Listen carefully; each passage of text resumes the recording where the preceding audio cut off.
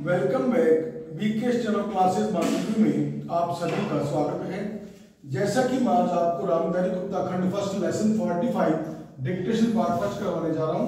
अच्छे से देखिए, समझिए और मुझे फॉलो कीजिए। सभापति महोदय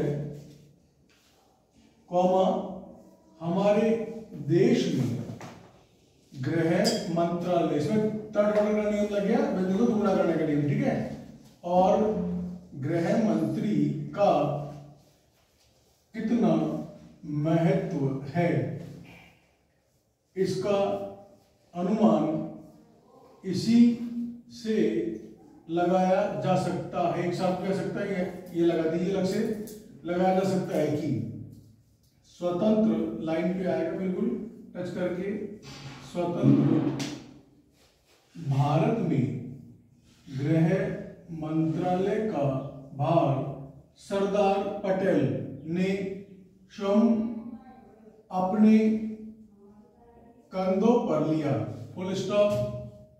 सरदार तारदार का चाप सरदार में सरदार पटेल का साहस कौमा उनका उत्साह और उनकी बुद्धि, तीनों अंकों में 3 लिख के इसमें डैश लगा दिया, तीनों हो गया। तीनों ही हमारे गृह मंत्रालय के लिए आदर्श का काम कर सकती है, ठीक है, फुल स्टॉप। परंतु दुर्भाग्य से सरदार पटेल के पश्चात इन तीनों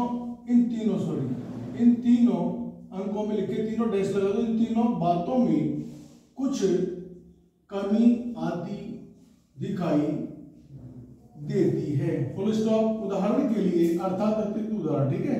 उदाहरण के लिए मैं एक ही बात कहना चाहता हूं, फुल स्टॉप। 1962 में जब हमारे देश पर चीन का हमला हुआ तो 14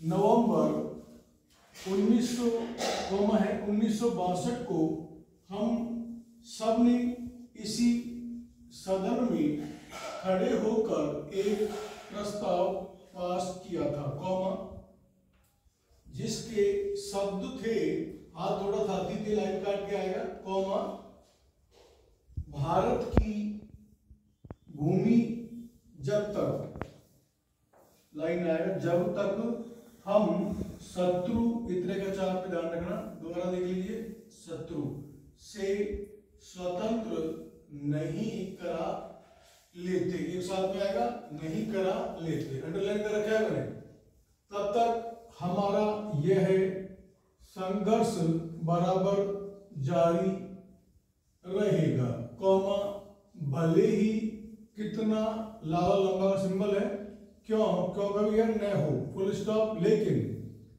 कुछ दिन बाद आगे चलकर हमने राष्ट्रीय एकता, एक साथ में है, सप्ताह या दिवस मनाना शुरू किया, तो हमने, तो लाइन पे आएगा, हमने उस प्रतिज्ञा को कुछ दूसरे शब्दों में बदल दिया, फुल स्टॉप। उस प्रतिज्ञा के शब्द थे, मैं अपने देशवासियों के संकल्प को दोहराता हूं कि मैं अपने देश की स्वतंत्रता तथा, ये आपका लेसन 45 डिक्टेशन फर्स्ट कंप्लीट हो चुकी है। पढ़ते रहिए, आगे बढ़ते रहिए, बेस्ट ऑफ लक।